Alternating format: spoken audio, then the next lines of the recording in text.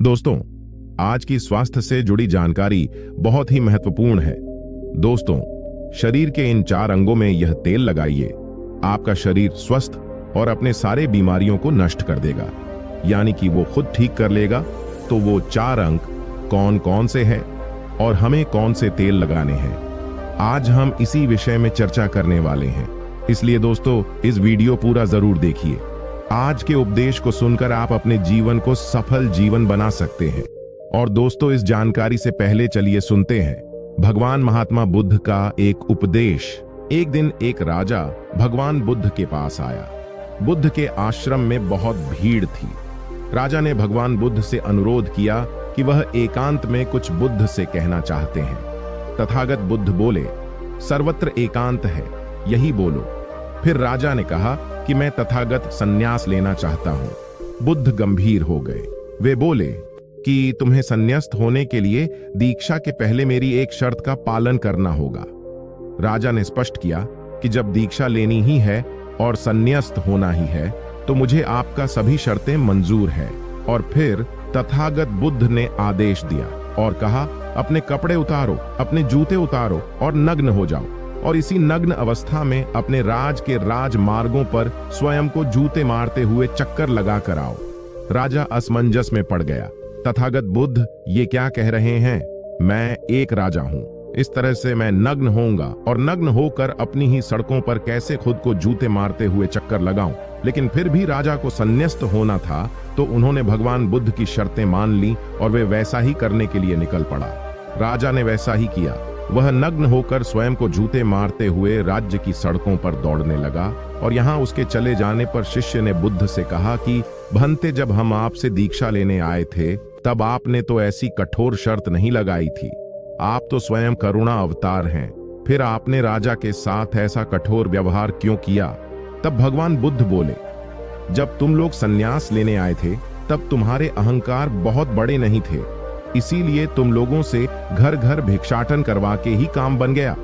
यह तो एक बड़े राजा है, इसका अहंकार भी बहुत बड़ा है, इसलिए जितना बड़ा रोग उतनी बड़ी दवाई, इसलिए महारोग की दवाई भी अधिक शक्तिशाली होती है।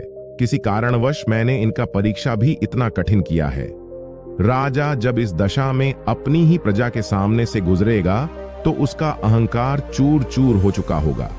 राजा ने शाम तक शर्त पूरी कर ली और बुद्ध के चरणों में आकर गिर गया और फिर बोला, तथागत, अब तो मुझे आप दीक्षा देकर मुझे संन्यास्त करें। भगवान बुद्ध ने राजा के सिर पर मुकुट रखा और कहा कि अब तुम्हें संन्यास लेने की जरूरत ही नहीं है, जाओ और कर्ता भाव छोड़कर साक्षी भाव से राज करो। अब तो तुम राजस्व हो चुके हो, अब तुम राजस्व हो। देखिए दोस्तों, किस तरह से भगवान बुद्ध ने एक राजा को उपदेश दिया और राजा का जीवन धन्य हो गया। दोस्तों, ये छोटे से उपदेश से आपको क्या ज्ञान प्राप्त हुआ, कमेंट में हमें जरूर बताइएगा। चलिए अब जानते हैं स्वास्थ्य से संबंधित बहुत ही महत्वपूर्ण जानकारी। क्या आप जानते हैं कि ये हमारा शरीर किससे बना है? ये सबसे पहले जानना बहुत जरूरी है। और हमारे शरीर में कौन से 3 दोष पाए जाते हैं? हमारा शरीर 5 तत्वों से बना है और हमारा शरीर में 3 दोष पाए जाते हैं, वात दोष, पित्त दोष और कफ दोष। इसे जानना जरूरी है क्योंकि ये हर एक बीमारी का कारण होता है, क्योंकि हर एक बीमारी का जड़ यही 3 दोष है, इसीलिए जानना जरूरी होता है। तो आपका शरीर का सबसे महत्वपूर्ण दोष ये 3 दोष हैं, पित्त दोष, वात दोष और कफ दोष।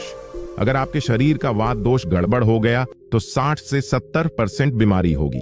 अगर आपके शरीर का पित्त दोष गड़बड़ हो गया तो आपके शरीर में 15 से 20% बीमारियां होती हैं। और यदि आपके शरीर का कफ दोष गड़बड़ हो गया तो 5 से 10% बीमारी होती है। अब इस तीनों प्रवृत्ति हमारे शरीर में कब से कब तक रहती है?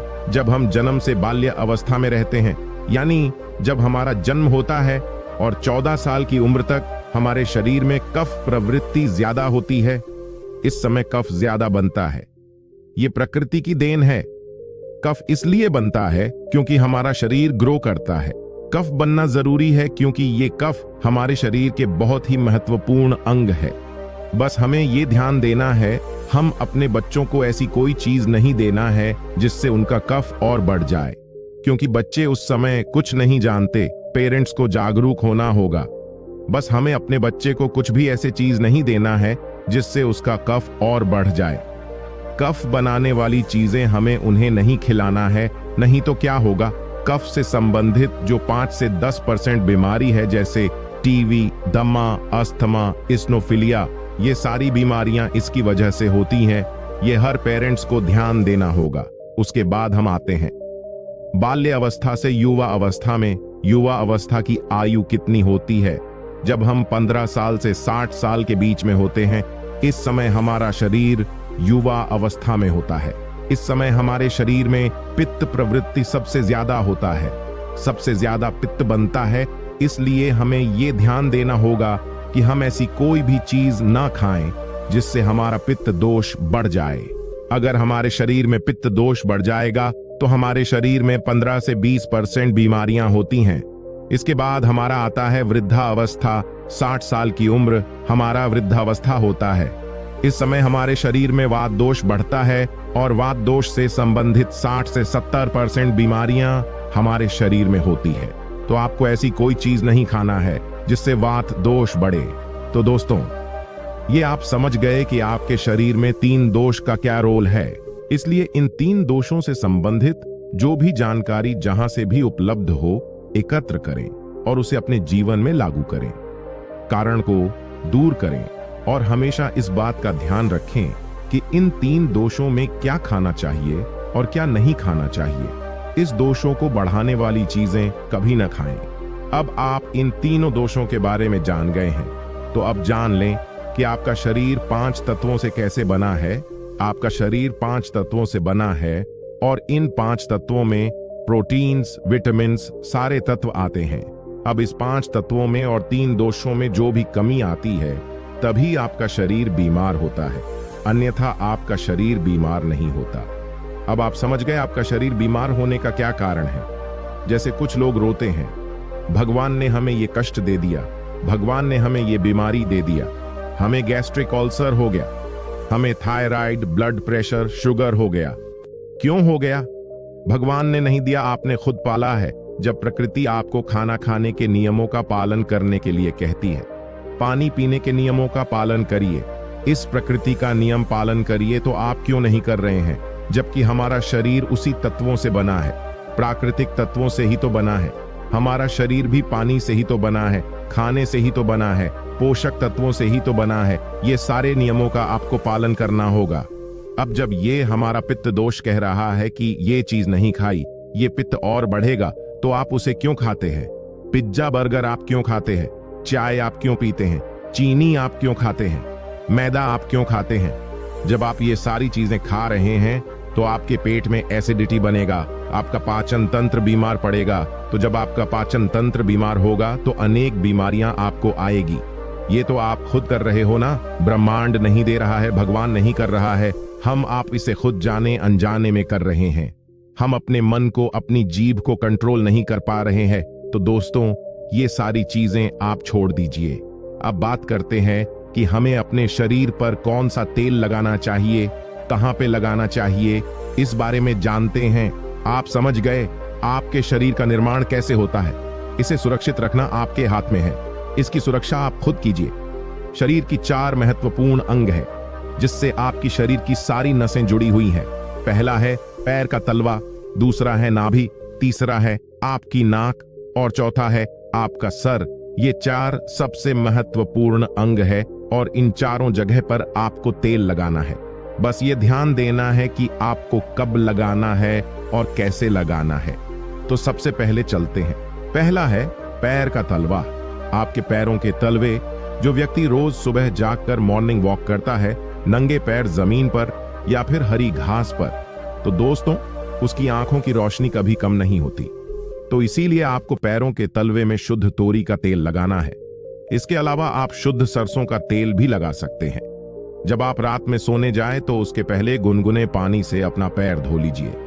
पैर धोने के बाद बढ़िया से उसे साफ कर लीजिए, सूख जाए। जब आप बिस्तर पर लेट जाए और अपने हाथ से मालिश कर लीजिए। रात में सोते समय यही शुद्ध सरसों का तेल, और जैसे ही आप अपने 5 मिनट दोनों हाथों से मालिश करेंगे, तेल से गर्माहट आएगी, तुरंत ही आपको नींद आना शुरू हो जाएगा। अगर आप नींद का टैबलेट लेते हैं, अगर आप डिप्रेशन में हैं, नींद नहीं आ रहा है, तो ये दूसरे दिन से ही बंद हो जाएगा। आपको नींद की टैबलेट की जरूरत ही नहीं पड़ेगी। आपका पागलपन दूर हो जाएगा। याददाश्त बहुत तेज होती है, दिमाग से संबंधित सारे समस्याएं खत्म, और एक ही बार में आप 10 बजे सो रहे हैं।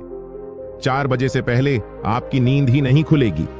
इतनी बढ़िया नींद आती है तो पैर के तलवे में तेल लगाने से आपके पाचन तंत्र मजबूत होता है, याददाश्त तेज होती है, भूख लगती है, शरीर में शक्ति मिलती है, ऊर्जा मिलती है, यानी कि शरीर की सारी पोषक तत्वों को आपूर्ति कर देता है। दूसरा स्थान है नाभि, जो कि आपके शरीर का सबसे महत्वपूर्ण अंग है।